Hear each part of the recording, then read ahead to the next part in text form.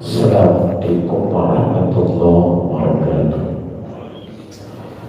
Bismillah, walhamdulillah, wassalatu wassalamu ala rasulillah Sayyidina Muhammad bin Abdillah wa ala alihi wa sahbihi wa mawala wa la hawla wa la quwwata illa billah.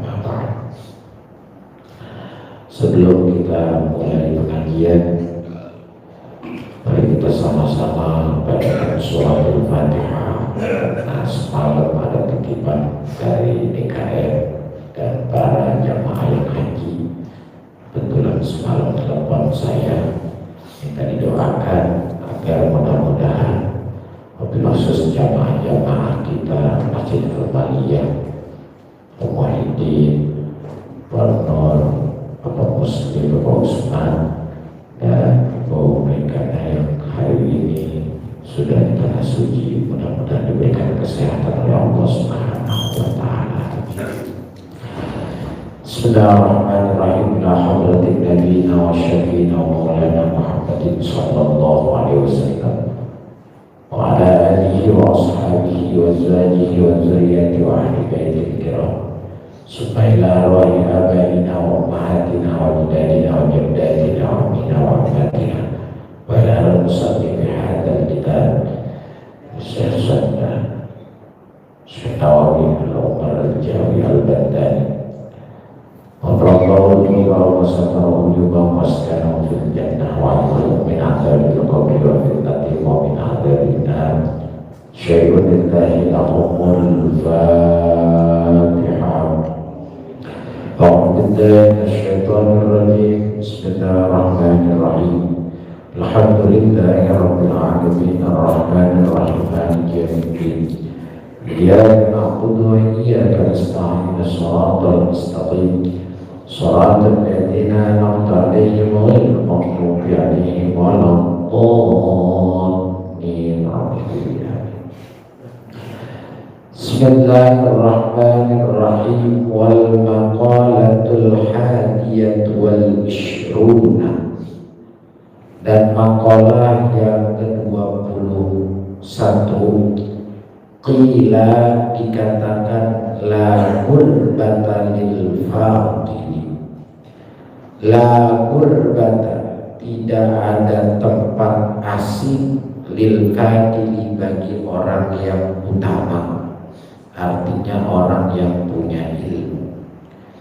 Wala watona, dan tidak ada tempat tinggal, lil jahili, bagi orang yang bodoh.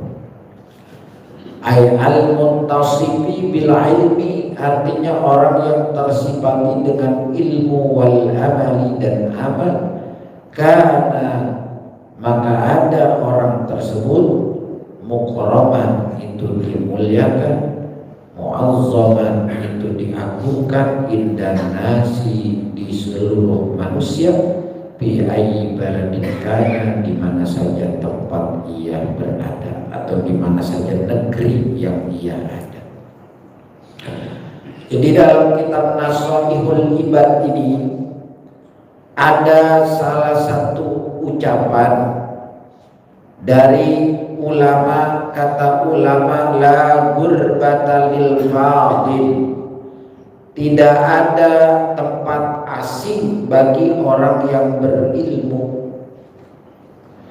Jadi bagi orang yang berilmu gak ada tempat asing, dimanapun dia tinggal itu seperti kampungnya sendiri.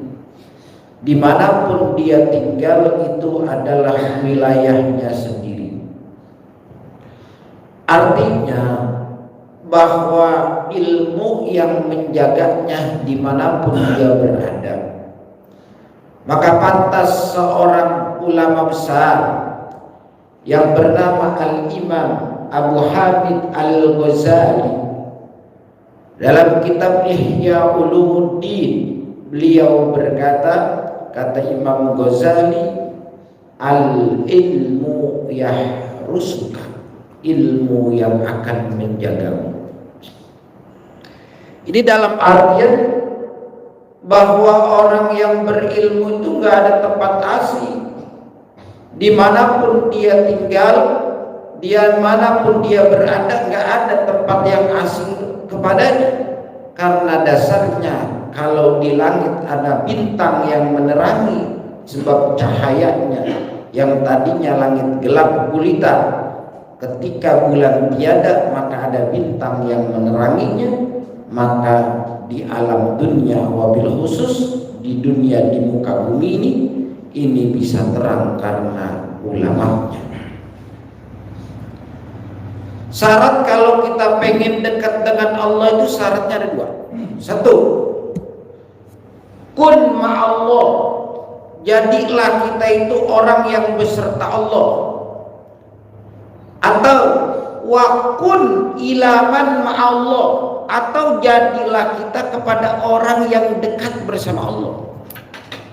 Boleh kita jadi orang yang dekat langsung kepada Allah, atau boleh juga kita jadi orang yang mendekati orang yang bersama Allah. Makanya mohon maaf, dalam kitab Tafsir Munir atau Tafsir Mahrul Labid karangan Syekh Nawawi Al-Bantani, ada ayat yang sering kita baca dalam surat Fatihah, ihdinas siratal mustaqim. Ini unik ayat. Saking uniknya ayat ini apa? Kalau kita mau artikan ayat ini, ihdinas siratal mustaqim, ini sering sekali pasti kita artikan ihdinas siratal mustaqim, ya Allah tunjukilah kami kepada jalan yang lurus. Tapi ternyata jalan yang lurus bukan punya Allah. Ketika itu Allah tidak mengatakan jalan lurus itu punya saya, enggak. Tapi Allah mengatakan siratal ladzina an'amta alaihim.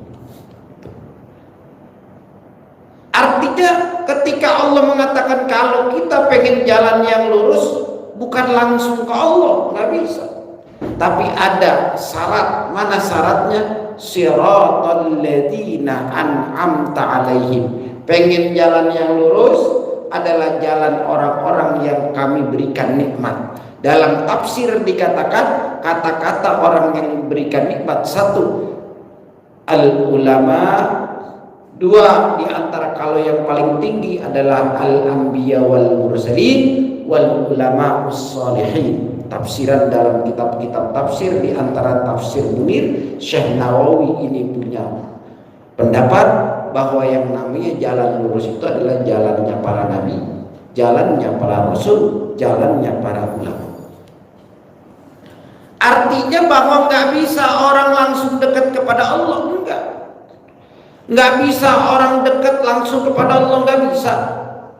Dia mau sekian ibadah, apapun dia ibadah, tapi kalau dia tidak pernah ngaji ibadah, dia sholat subuh, zuhur, asar, maghrib, isya, tapi kalau kagak pernah ngaji kitab bagaimana rukun sholat, bagaimana tentang masalah pembatalan sholat, nggak tahu, maka ini adalah orang yang tidak dikatakan artinya jalannya lurus. Orang umroh nggak pernah belajar umroh, mana yang haram dalam umroh. Orang haji nggak pernah belajar haji. Begitu juga sama orang sholat tapi kagak tahu pembatalan sholat. Jalannya benar tapi lurusnya belum tentu.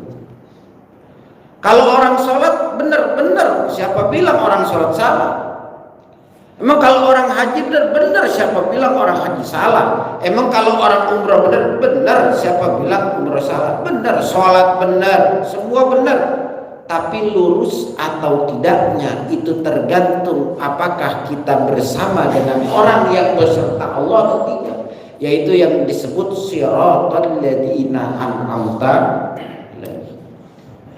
Inilah yang disebut dalam Quran mimbabil wasilah. Jadi kalau apa-apa ya perlu ada wasilah di situ. Maka mohon maaf, di sini dikatakan la gurbata lil fadil. Tidak ada tempat asing bagi orang utama, artinya orang yang punya ilmu gak ada tempat asing. Yang rugi kita. Guru gak pernah rugi. Hari ini guru di sini gak dipakai, di lain dipakai, gak pernah rugi. Yang rugi kita. Kalau memang kita nggak bisa langsung kepada Allah, ya deketin wa kun ilaman ma Allah, atau deketin orang yang sering ma Allah. Maka dalam kitab Talimut Talim syarat biar anak pengen jadi orang alim syaratnya 2. 1, syaratnya cinta dengan ulamanya atau cinta dengan ilmunya. Itu pengen jadi anak kita alim. Itu artinya gini, dalam artian kalau kita punya apa-apa, ya guru itu jadi utama buat kita. Bagaimana kita mau punya anak alim? Pengen doang, tapi guru itu jadi nomor kebelakangan buat kita.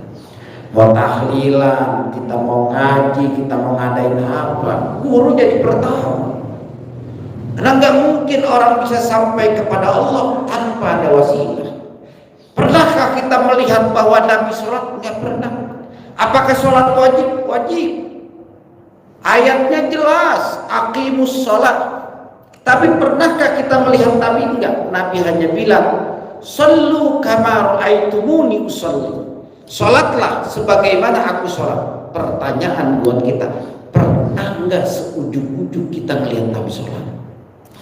Sedangkan Quran hanya mengatakan aqimus shalah. Artinya bahwa salat itu adanya lewat sana para sahabat, sahabat lewat tabi'in, tabi'in terus atba'ut tabi'in, kemudian para ulama. Itulah yang disebut bab wasilah. Enggak mungkin kita bisa langsung sampai kepada Allah tanpa wasilah, karena Allah sendiri yang mengatakan siratal ladzina an'amta alaihim. Pengen jalan yang lurus adalah jalan yang aku telah berikan nikmat. Kepada siapa? Kepada orang-orang yang aku telah berikan nikmat. Siapa? Ulama. Siapa? Anbiya. Siapa? Mursalin. Nabinya nggak ada, rasulnya nggak ada, sisanya adalah ulama. Yang nomor kedua adalah lawan daripada orang yang punya ilmu. Tapi sebaliknya, walawatona lil jahil, tidak ada tempat bagi orang yang bodoh. Dimanapun dia adanya, maka di sana bukanlah rumahnya, tapi hanya sebatas pengumbaraannya. Kita mohon maaf, katakan kita misalkan katakan punya kebiasaan, dimanapun kita tinggal juga nggak susah. Tapi orang yang kagak punya kebiasaan apapun, di mana dia tinggal susah. Makanya di dalam istilah apa? Istilah mohon maaf, istilah Rasulullah itu hijrah ke Madinah bukan karena Rasulullah itu takut dengan kafir Mekah. Jadi jangan ada kesan ketika Rasulullah hijrah bukan karena Rasulullah takut dengan kafir Mekah. Enggak. Kenapa alasannya? Karena memang Rasulullah itu hijrah ke Madinah karena untuk intisyarul adab atau li'la'i kalimatillah, untuk menyebarkan kalimat Allah, bukan karena Rasul takut.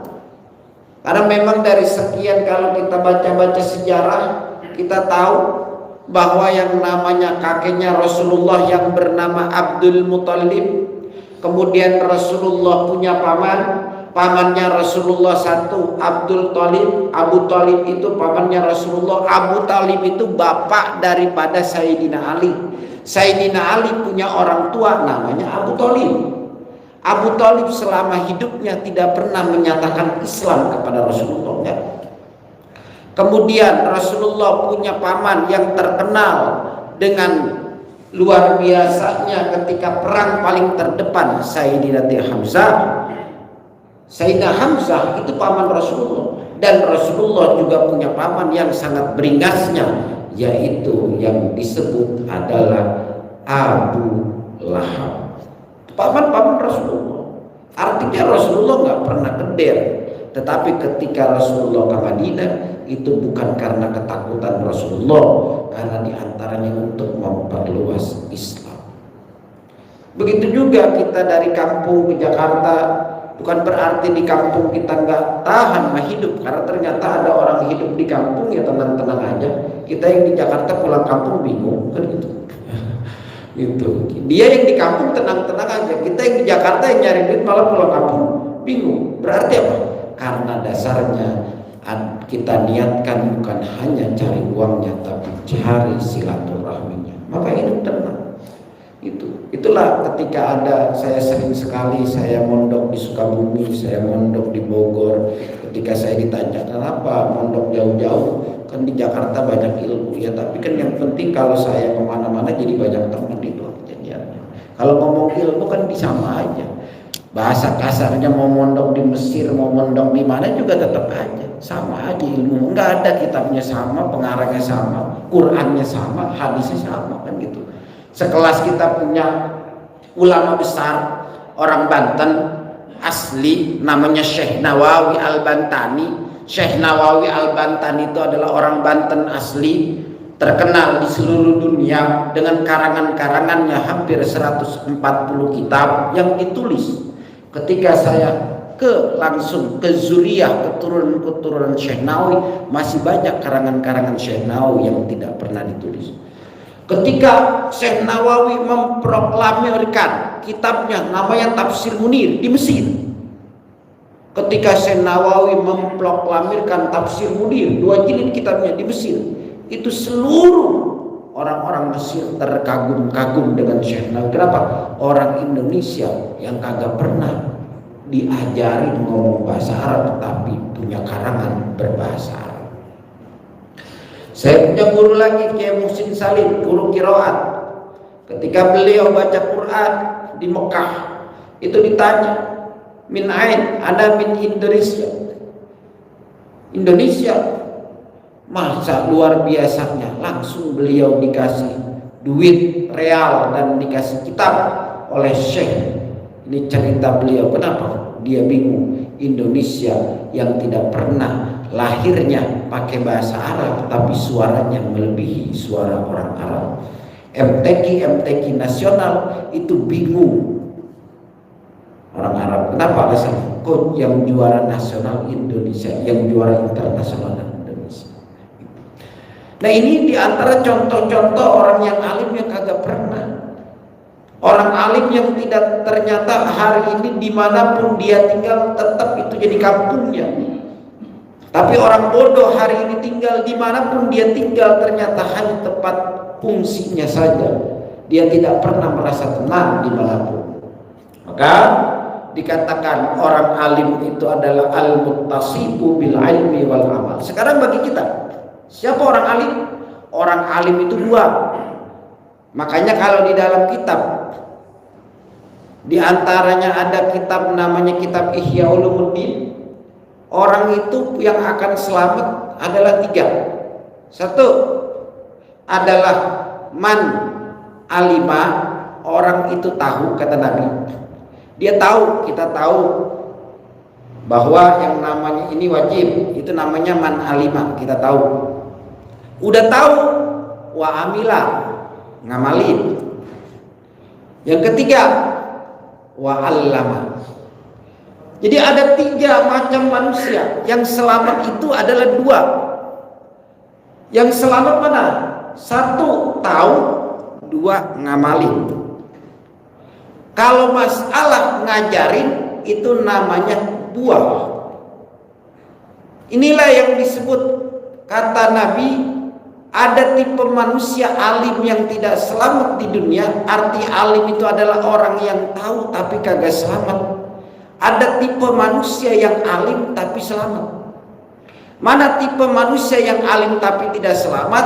Di antaranya adalah dia tahu tapi kagak ngamalin. Tipe orang alim yang selamat di dunia, dia tahu tetapi dia ngamalin. Ada orang alim yang tahu nggak ngamalin, nggak selamat. Ada orang alim yang tahu ngamalin, selamat. Ada orang alim yang tahu ngamalin dan ngajarin, itu namanya selamat dunia wal akhirah. Makanya kalau orang dikatakan bagaimana sih supaya senang, seorang Sayyidina Ali, beliau punya tafsiran yang unik dalam Rabbana atina fid dunya hasanah wa fil akhirati hasanah wa qina adzabannar. Ini Sayyidina Ali di dalam kitab Sulam Munajat Pisar Hisapinatis Sholah karangan Syekh Nawawi Al-Bantani. Sayyidina Ali di sana menafsiri Rabbana Atina. Kalau kita doakan Rabbana, ya Tuhan kami, Rabbana Atina, berikanlah kepada kami, Rabbana Atina fid dunya, di dunia hasanah, yaitu kebaikan, wa fil akhirati hasanah, dan di akhirat itu kebaikan. Sayyidina Ali pernah ditanya, Sayyidina Ali, kebaikan yang mana sih? Kebaikan banyak. Kebaikan banyak. Ini baik, ini baik, ini baik, ini baik. Apa kata Sayyidina Ali? Kata-kata Rabbana atina fid dunya hasanah, Sayyidina Ali menafsirkan yang namanya fid dunya hasanah, kebaikan itu adalah zaujatul shalihah. Kata Sayyidina Ali, adalah istri yang solehah. Kenapa? Karena ketika istrinya solehah, maka seluruh amalnya jadi soleh. Jadi ketika kita doa Rabbana atina fid dunya hasanah, tafsiran Sayyidina Ali mengatakan Rabbana atina fid dunya hasanah adalah zaujatun solehah, istri yang soleh. Kenapa alasannya? Karena kalau istri soleh punya duit dikit juga kagak puyeng. Kalau istrinya marah-marah punya duit banyak juga puyeng. Maka Sayyidina Ali punya tafsiran Rabbana atina fid dunya hasanah, ya istri soleh. Kita kerja, sekalipun kita kerja tiap hari, gajian tiap bulan, tapi kalau istri kita ngerong-rong kurang dulu, puyeng. Mau kasih sekian juta juga puyeng. Nah, maka kata Sayyidina Ali, ketika ditanya apa yang dimaksud kebaikan yang ada di dunia, kebaikan yang ada di dunia adalah zaujatul shalihah. Istri yang soleh itu adalah kebaikan yang paling apa? Yang paling baik. Kenapa? Kalau istrinya ternyata taat sama suaminya, nggak pernah minta sesuai dengan kemampuan kita, berarti dia akan jadi wafil akhirati, gitu. Pasti di akhirat hasanah. Kalau di dunia saja dia sudah hasanah buat kita, apalagi di akhiratnya. Maka Sayyidina Ali punya tafsiran lain tentang masalah Rabbana atina fid dunya hasanah, itu adalah istri. Makanya kata Sayyidina Ali, ini doa begini jangan ditinggalin gitu. Kalau punya istri cerewet banget, ini doanya dia itu Sayyidina Ali. Udah doa aja Rabbana atina fid dunya hasanah, itu wa bil akhirati hasanah wa qina adzabannar. Pakana kullu baladin indahu watanan. Bagi orang alim itu tiap-tiap negeri itu sebagai daerahnya, sebagai watanan, tempat tinggalnya. Walau kana ghariban, sekalipun tempat itu asing, sekalipun orang alim itu asing, maka tetap yang menjadi tempat tinggalnya adalah dimanapun dia tempat. Sebab dari sekian yang kita bisa bawa, kan mohon maaf, yang pernah ini juga saya sampaikan bahwa teman kita yang asli di dunia itu cuma 3. Di dalam kitab ini ada nama kitabnya, ini karangan daripada pengarang hikam Ibnu Athaillah. Kata Ibnu Athaillah gini, kata Ibnu Athaillah, innalaka salasata akhilla, sesungguhnya bagi kita punya 3 teman. Hakikatnya manusia punya 3 teman. Hakikat manusia punya 3 teman. 1 adalah teman yang paling dekat adalah iyaluka, keluarga kita. Otomatis keluarga kita orang paling dekat. Sebelum orang tahu sakit keluarga kita pasti tahu pertama kali. Anak kita, istri kita, itu keluarga kita, itu pasti orang pertama kali tahu. Teman di dunia hakikatnya ada 3. 1 keluarga. Yang kedua, teman di dunia itu yang nomor kedua itu adalah diantaranya maluka, harta kita. Mau percaya? Ya udah, gampangnya coba aja. Kalau nggak percaya besok WA aja, nggak pernah ke rumah. Mau nggak nih? Apa? Ada serangan panjang nih kayak gitu. Ya caleg aja, caleg walaupun ternyata tim suksesnya miskin pun juga kalau duit dari caleg besok pernah datang yang kaya gitu. Itu teman hakikatnya. Jadi kata Ibnu Athaillah, hakikatnya teman di dunia cuma 3. 1, keluarga kita. 2, maluka harta kita. Yang ketiga, amaluka amal kita. Itu hakikatnya teman. Nah, yang jadi persoalannya, ini dari 3 teman cuma 2 teman yang selalu dari 2 teman ini selalu berebutan. 1 diantaranya adalah ialuka, yang kedua diantaranya adalah amaluka. Keluarga dengan amal, harta tergantung keluarganya. Keluarganya bisa ngolah, hartanya ada. Keluarganya bisa ngolah hartanya, maka punya amal.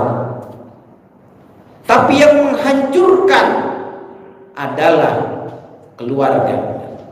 Maka begitu kita meninggal, teman yang 2 pulang, teman yang 1 ngikut, adalah amal.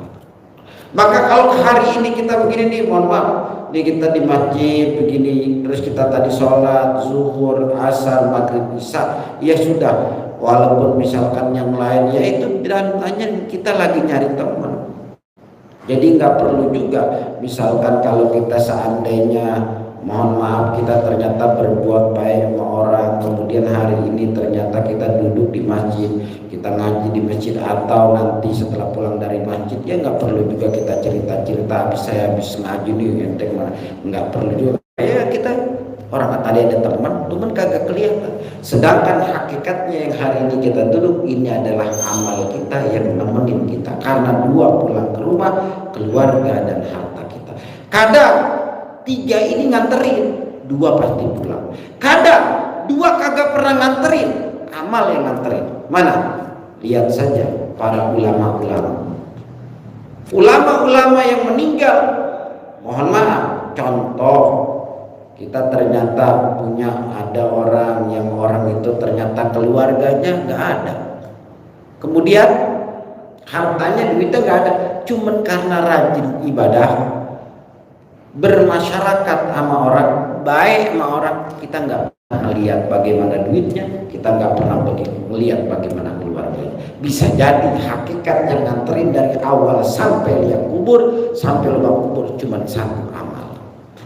Sekalipun ternyata pada di dunia hakikatnya teman sejati adalah 3. Maka yang paling sejati, carilah yang dari sejati adalah amal. Karena yang 2 pasti pulang, yang 1 akan ikut dengan kita. Maka orang yang alim adalah salah satu wasilah di antara untuk mendekatkan kita kepada Allah. Kalau kita merasa tidak dekat dengan Allah, karena syarat untuk dekat ke Allah ada 2. 1, kun ma'allah, jadi dekat langsung kepada Allah. Contoh, nih kita ngaji, nih kita sholat, itu dekat sama Allah. Ternyata kita nggak bisa ngaji karena dengan kerja dan sebagainya. Cari orang yang bisa dekat dengan mana? Wa kun ilaman ma'allah. Carilah orang bersama orang yang senantiasa dekat dengan kita, silaturahmi sama para kiai, sama para ulama, sama para ustadz. Itu namanya kita mendekatkan diri kepada Allah. Sekalipun hakikatnya kita tidak langsung, karena biar bagaimana tetap harus ada orang dalam biar cincai. Orang pengen masuk kerja, yang 1 nggak pakai orang dalam, yang 1 pakai orang dalam, ordal, cepetan dia. Begitu juga kita pengen ke Allah. Ternyata begitu kita pengen ke Allah, kita jarang ke masjid, jarang, dengan sebab bisa jadi karena kerjaan, atau kita sholat di sini jarang dan sebagainya jarang. Tapi kalau kita dekat sama ustadznya, kita dekat sama orang-orang yang sering di masjidnya, kita baik, pasti kita ditanya gimana sih? Itu namanya kalau kagak bisa dekat dengan langsung kepada Allah, maka dekati orang yang bisa dekat dengan Allah. Syarat kita pengen bertemu dengan Allah.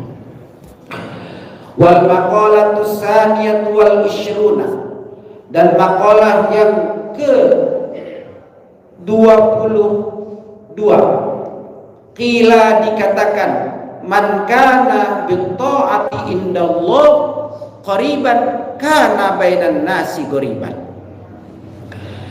Man kana bi ta'ati indallah qariban kana bainan nasi qariban. Barang siapa yang taat kepada Allah terlalu dekat. Barang siapa yang taat kepada Allah terlalu dekat, maka pasti manusia akan terasa asing baginya. Contoh, karena kita rajin ngaji, kita punya anak kita ternyata rajin ngajinya, rajin sholatnya, itu jangan kata kita bilangin, Dek, Tom, lu jangan main sama si anak. Itu pasti dia yang segan. Karena orang yang sudah dekat sama Allah akan dijaga oleh para malaikat, yang akhirnya manusia segan sama kita. Jadi jangan pernah kita merasa, mohon maaf kalau bahasa saya suka begini ngomong, bagaimana kita mau dapat punya teman yang bagus kalau ternyata pergaulannya saja bukan dengan orang-orang yang bagus? Bagaimana kita mau menjadi orang kaya kalau bergaulnya saja bukan dengan orang kaya? Nggak mungkin. Kalau kita sudah dekat dengan Allah, pasti orang itu akan terasa asing kita, malu dia, ngajakin maksiat juga. Ada orang yang sering ngaji, ada orang sering ternyata sholat, nggak mungkin. Besok nonton dangdut, nggak mungkin, malu dia. Nggak mungkin ditawarin itu. Itu memang sudah menjadi sebuah keadaan yang memang Allah berikan. Orang yang dekat dengan saya terlalu dekat, orang-orang mungkin akan menjauhi kamu untuk bermaksiat kepada saya. Kenapa? Karena hakikatnya yang dekat dengan Allah, pasti orang-orang yang tidak pernah bisa dekat dengan Allah tidak akan mau, karena ada satu tameng yang Allah jaga dari kemaksiatan. Maka kalau kita punya anak, gampang, lihat saja siapa teman mainnya. Anil mar'i la tas'al wasal an qarinihi fa kullu qarinin bil muqarani yaqtadi. Tentang seseorang jangan kau tanya siapa dia, tapi tanyalah siapa temannya. Kalau kita pengen tahu, kita baru punya teman tiba-tiba ngajakin bisnis, mau kita besok bisnis tuh pokoknya dapatnya sekian juta, nih modalnya sekian juta, ini siapa? Tanya aja temannya. Karena pengen tahu dia, maka adanya kunciannya di teman. Sebagaimana Rasulullah tidak pernah mengatakan ana Rasulullah, tidak pernah. Seorang Abu Bakar lah yang disebut punya gelar As-Siddiq karena percaya dengan Rasulullah. Ketika itu pulang dari Isra Mi'raj, Rasulullah tidak pernah mengatakan saya demi Allah saya itu habis enggak. Tapi Abu Bakar lah yang meyakini Rasulullah, dan Abu Bakar lah yang menyampaikan bahwa Rasulullah adalah seorang Nabiullah. Nabi Muhammad benar-benar tidak pernah mengatakan saya benar, kalau nggak percaya ente saya laknat. Begitu juga kalau kita pengen melihat siapa dia, pengen melihat bagaimana tingkah lakunya, pengen melihat bagaimana akhlaknya, lihat saja teman-temannya. Orang nggak mungkin nawarin kayak kita punya teman, gitu, kita punya teman yang tukang ngaji, yang mungkin setiap itu gimana malam kemarin ngaji enggak. Kalau kita ternyata punya teman yang nggak pernah ngaji, nggak mungkin ngobrolnya ngaji. Ya begitu juga orang yang dekat dengan Allah, maka nggak mungkin oleh Allah dijauhkan begitu saja untuk bermaksiat kepadanya. Pasti orang yang senantiasa dekat kepada Allah itu akan didekatkan oleh Allah, dijauhkan dari segala maksiat. Jadi kalau hari ini kita ngaji, kita sholat, itu namanya kita nyari pengawalan Allah. Bukan berarti kita semata-mata pengen dekat Allah, tetapi pada hakikatnya Allah yang akan mendekatkan kepada kita. Kenapa? Intansurullah yansurku. Kita nolong Allah lewat sholat, lewat zakat, lewat amal, itu namanya kita lagi nolong agama Allah. Maka yansur, maka pasti Allah tolong. Itu aja. Maka mohon maaf sekali lagi, dalam hidup itu cuma dua. Kita punya pilihan cuma dua, nggak ada nomor tiga. Karena tanda orang adil adalah yang ketika dia bisa dua, nggak mungkin pernah tiga. Kalau baik ya pasti lawannya buruk, kalau tinggi pasti lawannya rendah, kalau seandainya manis pasti lawannya pahit. Maka hari ini ketika kita hidup, kita tinggal mau ambil yang baiknya atau yang buruknya. Kalau orang punya kejelekan sama kita, kira-kira yang kita mau ambil kejelekannya apa kebaikannya? Kalau kita nggak mau puyang sama orang, syaratnya yang kita lihat kebaikannya saja, kejelekannya jangan pernah dilihat. Insya Allah hidup tenang. Tapi ketika kita melihat orang kejelekannya, sampai kapanpun kita tidak akan pernah merasa tenang hidup kita. Begitu juga kita hidup, yang kita mau ambil ataukah baik ataukah buruk.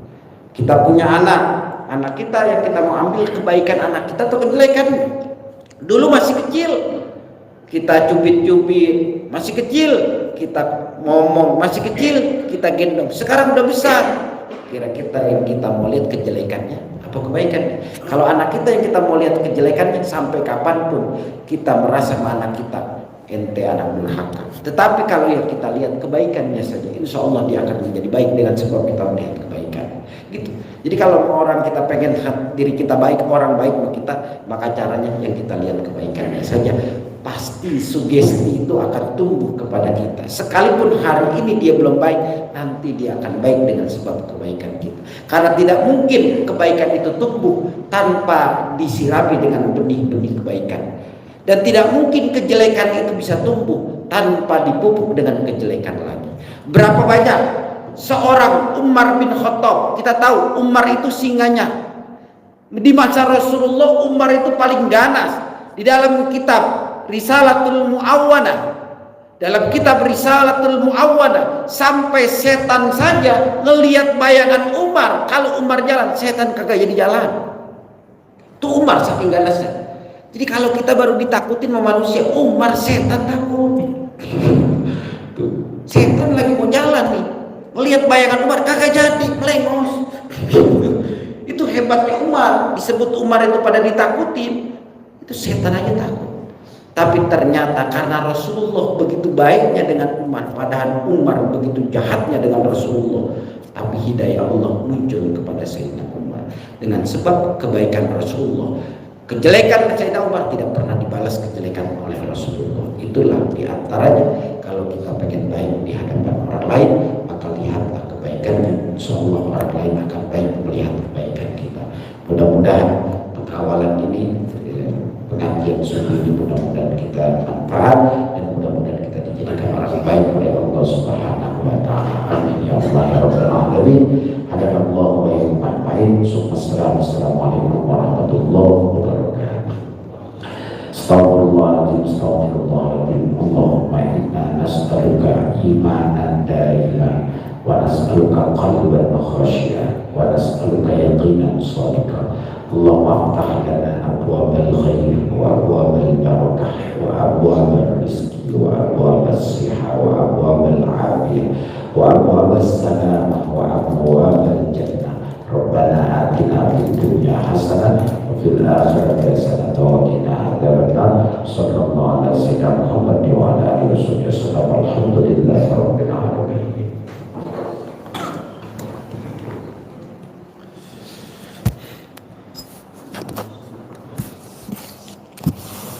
Demikianlah pengajian kita.